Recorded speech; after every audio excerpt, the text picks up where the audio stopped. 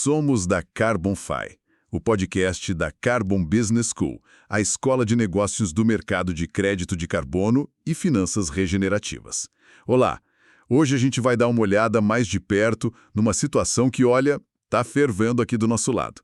É a relação do presidente argentino, o Javier Milei, com o mercado financeiro internacional. Principalmente Wall Street, né? Lembra daquela aposta alta?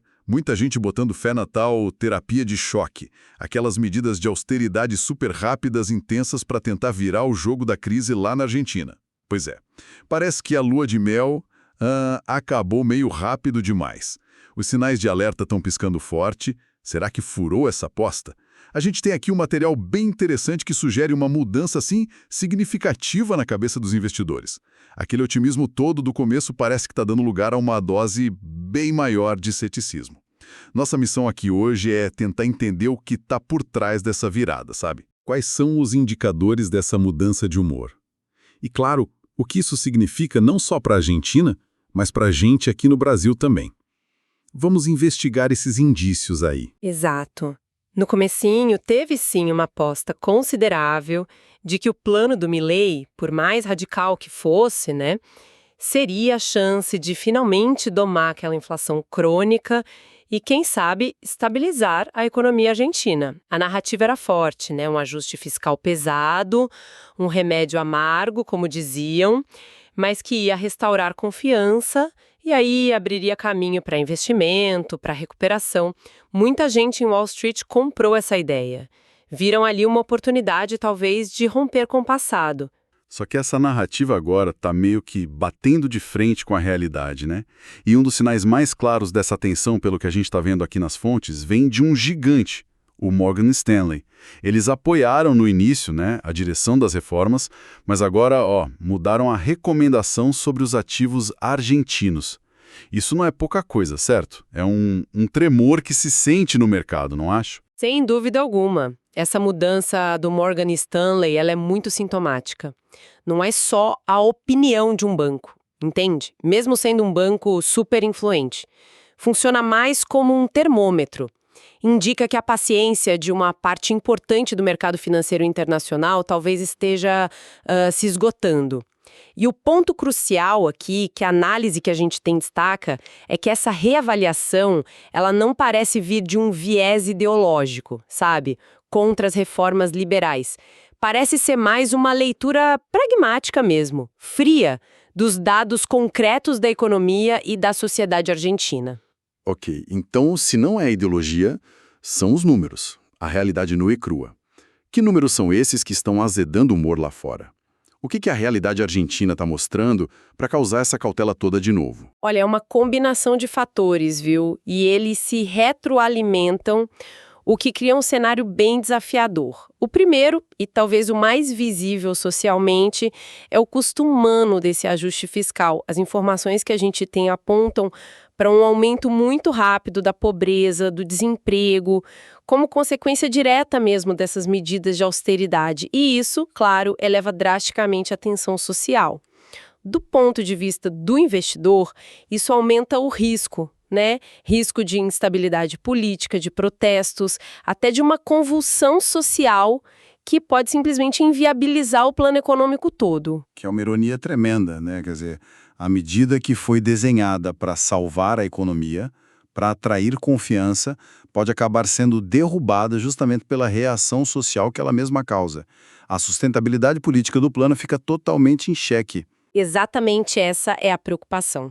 O mercado começa a se perguntar: esse plano é politicamente sustentável no médio prazo? Aí vem o segundo fator, o impacto brutal na economia real. Os indicadores mostram uma recessão profunda. O consumo das famílias, por exemplo, desabou. A produção industrial registrou quedas, assim, vertiginosas. E isso não é só um problema social, é um problema fiscal também. Como assim, fiscal? Mas o objetivo não era justamente arrumar as contas públicas? Sim, o objetivo não é esse. Só que uma recessão tão severa derruba a arrecadação de impostos. É direto. Menos gente comprando, menos empresas produzindo, vendendo, significa menos receita para o governo, cai a arrecadação. Então, todo aquele esforço de cortar gasto de um lado, ele acaba sendo é parcialmente anulado pela queda na receita do outro. Isso torna muito mais difícil e mais doloroso atingir as metas fiscais. É quase como se o remédio, sabe, numa dose muito alta, estivesse debilitando o paciente a ponto de comprometer a própria cura fiscal que ele buscava. Nossa. Então, o próprio remédio fiscal está, de certa forma, adoecendo a capacidade de arrecadar. E isso complica muito o plano. Vira um ciclo vicioso, então.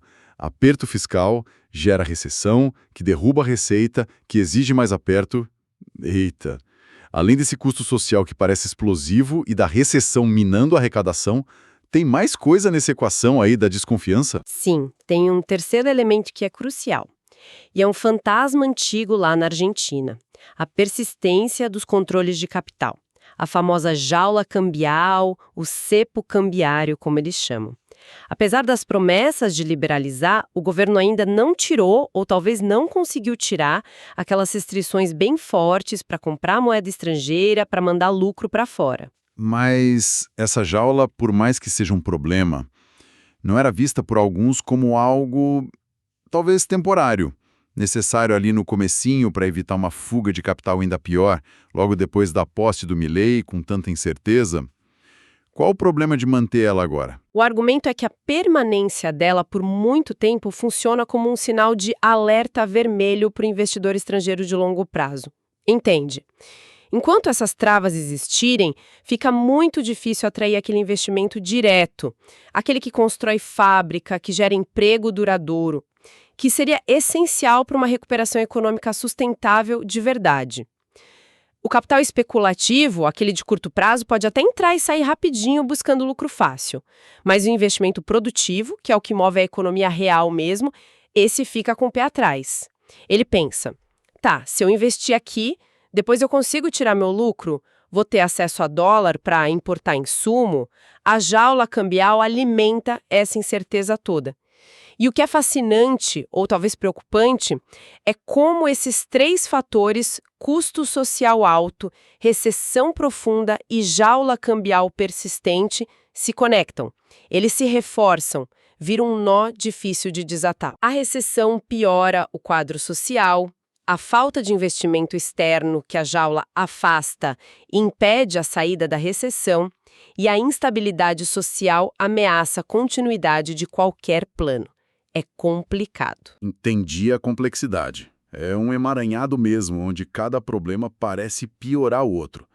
Então, aquela aposta inicial de Wall Street no corte radical de gastos, como a solução mágica, está esbarrando feio na realidade social, nos indicadores econômicos e nessas travas estruturais aí. E como é que todo esse cenário, essa mudança de humor lá fora, impacta a gente aqui no Brasil? A gente sabe, né? Quando a Argentina espirra, a nossa indústria, pelo menos, já pega um resfriado forte. O impacto é direto, sim, e infelizmente, na maior parte, é negativo para nós. Primeiro, no próprio mercado financeiro. Essa desconfiança crescente com a Argentina, sinalizada por relatórios como esse do Morgan Stanley, tende a esfriar o ânimo de alguns fundos de investimento aqui na Faria Lima que ainda estavam apostando numa recuperação rápida por lá. Tinha um trade otimista com a Argentina, sabe? E ele agora parece bem mais arriscado. Isso pode até diminuir o fluxo de capital para lá, o que dificulta ainda mais a situação deles. Mas o canal de transmissão mais forte e mais preocupante para a economia brasileira é o comércio exterior, sem dúvida. Uma Argentina em recessão por mais tempo significa menos compras de produtos brasileiros. Simples assim. Nossas exportações para lá, que já não andavam essas coisas, tendem a cair mais ainda. E isso afeta setores que são cruciais para a nossa indústria, que historicamente dependem muito do mercado argentino. O setor automotivo é o exemplo clássico, né? Carros, autopeças, é o carro-chefe da nossa exportação para eles. Mas afeta também máquinas, equipamentos, químicos, plásticos, têxteis, muita coisa. É um efeito cascata relevante, né?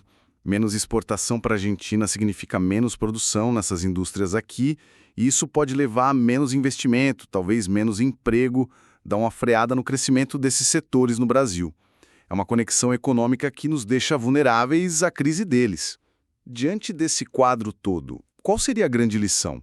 O que essa experiência argentina, com essa mudança de percepção do mercado, ensina para a gente sobre conduzir a política econômica? Olha, eu diria que o caso argentino, nesse momento, ele expõe muito claramente os limites da fé do mercado financeiro. Wall Street, no início, apostou forte na promessa, na ruptura radical, na figura do Milei, na terapia de choque. Foi quase um ato de fé mesmo, sabe? De que a austeridade sozinha ia resolver tudo. Mas a realidade econômica e principalmente a realidade social estão cobrando a fatura dessa aposta agora.